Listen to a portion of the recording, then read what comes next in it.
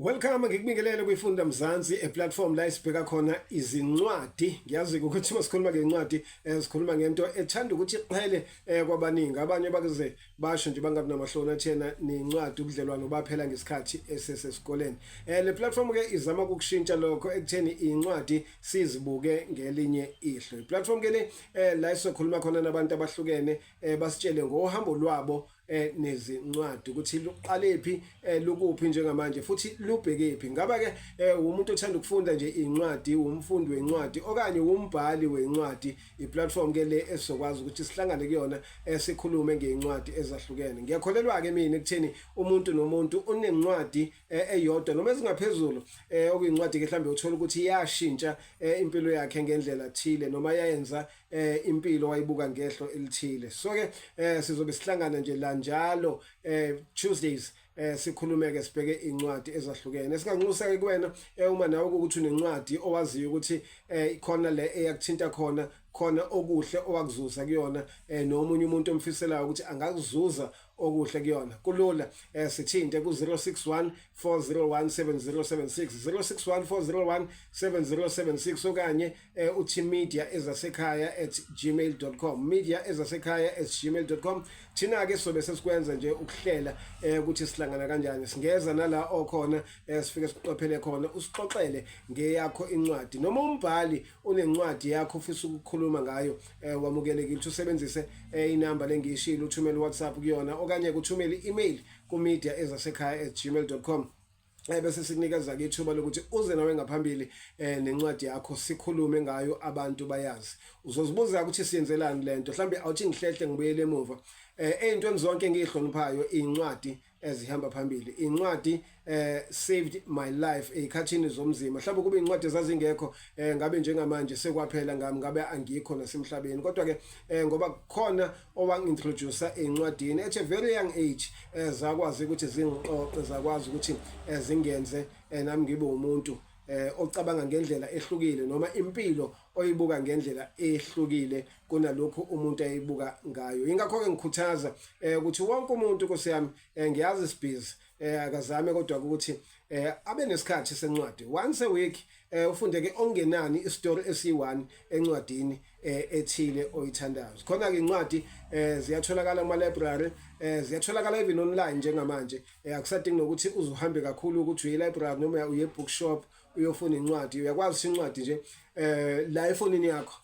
Njengoba ngibuka nje manje sithi basiqeda nje lana ungene uyitholele incwadi. Nathi ke sinazi incwadi esiyidayisayo incwadi eyibhalwa khona la ekhaya kwezasekhaya media. Uyakwazi nje ukuthi ke usithumelele uWhatsApp sikuthumelele ilink uyifunde khona la online. Singathanda ke futhi ukuthi uma ukwenzile lokho usazisa ukuthi uyafisa yini ukuthi ubuze ukhuluma ngayo incwadi uyithenge kuthina.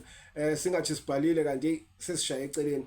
Ithenge uyifunde ubuye futhi uze la kule platform sizokhuluma ngeexperience yakho ke naleyo ncwadi. So njengoba ngisasho ukuthi mina incwadi zingisize kakhulu empilweni. There was a time la engangena umuntu khona empilweni, the only communication engangiba nayo kuba ayibaphakathi kwami nombhalo wencwadi ethile nama characters aleyo ncwadi leyo. So uthola ukuthi ke ingqondo igcina ivuleka, impilo umuntu eyibuka ngehlo elithile. Ngibongeke kubantu ngiyakhumbula the guys ayiqala nayo le journey back ngalo yanyaka lo was doing start at 5. Cabanga sekudala ngana nje umuntu eseyimpunga manje.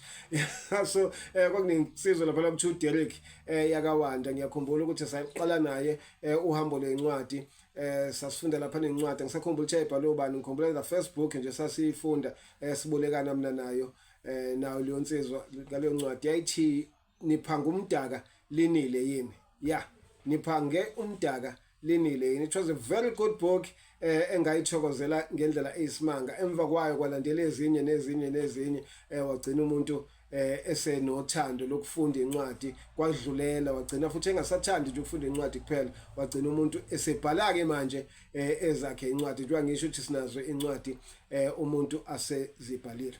Kulungile ke sime ngami ke sibheke nje manje ukuthi iyiphi incwadi yokuqala sizokhuluma ngayo nje osukwini lanamhlanje. Yabona ke incwadi esikhuluma ngayo abantu abaningi bayazi, abantu abaningi bayifundile esikoleni. Incwadi nje eke yaduma kakhulu, incwadi ebizwa ngokuthi iCrocodile Burning. Crocodile Burning incwadi ebhalwe insizwa laphana ke uMichael Williams. Ngiyathemba ukuthi mhlambe otanga yethu bazoyikhumbula leyo ncwadi leyo ezikoleni nabanye ngiyakhumbula ukuthi ngomunye unyaka khona lesake sayidlala khona isumdlalo weshashalazi.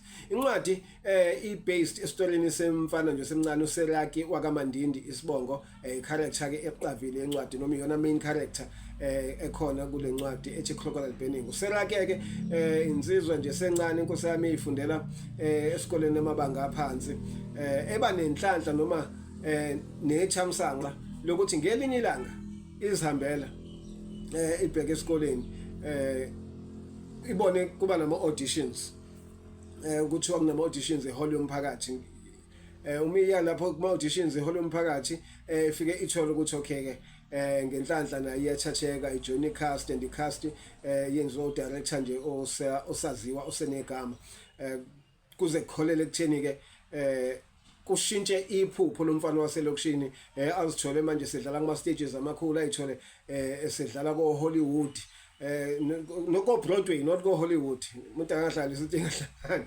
ayitshele zedlala lapha ke ko Broadway kwema theater amakhulu ke emhlabeni lawo uthola ukuthi usespend isikhathi phesheya usenemali usephila impilo engconywana. Abantu abaningi ke uma beyifunda lencwadi nesesike sayifunda nabo banokuyiqhathanisa nokwenzeka emidlalweni iSarafina ka baba lapha ke uBhuti uMbongeni ungema ongasekho may his soul rest in peace. Banokuyiqhathanisa ukuthi story kahle kahle uMichael Williams usithathela kuMadlokovu ngesikhathi ethatha izingane ehlanganisa iSarafina ezithatha eyanazo phesheya. Ayipheli ke lapha incwadi ngoba ayibheki nje kuphela lokho okuhle okwakwenzeka noma kwakwenziwa ngemo. Bheka nama challenges ayekhona ngale ngesikhathi ke befika emazweni angaphesheya ama challenges athinta indawo zokuhlala ama challenges athinta into zamaholo nani. So incwadi nje ezivulelayo ekutheni ezinye izinto zibukeka zezinhle ngapha but kukhulu okunye abantu abangasitsheli kona okumzima. Ngiyafisa ukuthi insizwa ezadlala lapha ke emidlalweni iSarafina mhlawumbe ngathi bezingake izisondele nazo sikhulume ngayo lencwadi nazo sibone ukuthi ke mhlambe iqiniso yini kulaba abathi incwadi inokuthathiselwa kubona. Mvuselelo mfoka Buthelezi nawe lapha Bulisindiso sibe ngiyafisa ukuthi nisondele eduze madoda. Ngiyazi ukuthi nina nanikhona lapha kwiSarafina yokuqala ngiyawabona lawa amanye amaSarafina bekhona but le yokuqala nina naniyibambile engikholele ukuthini incwadi ke ibhalwe ngayo incwadi kaMichael Williams.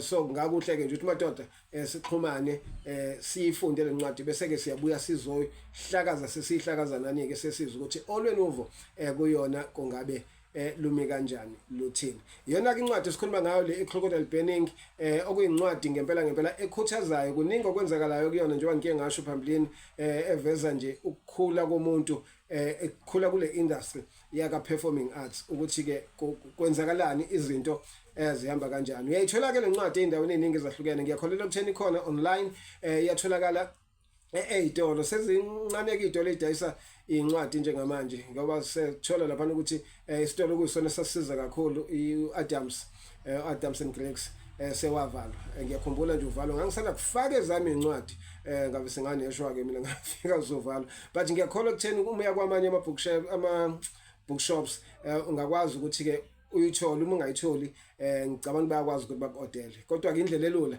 ukuthi nje uhambe uyifune library yangakini uma ungayitholi library yangakini ukwazi ukuthi ke uyifune online.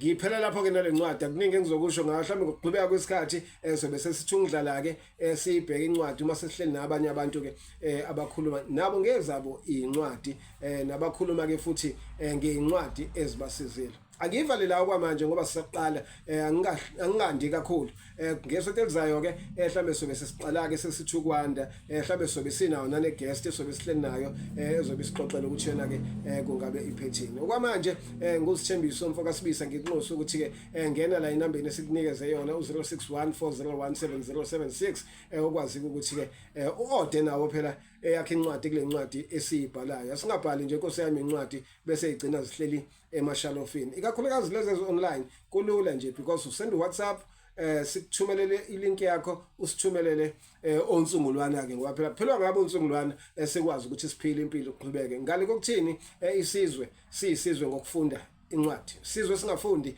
isizwe esifile leso. Until next time, igama uSithembiso, isibongo Sibisi.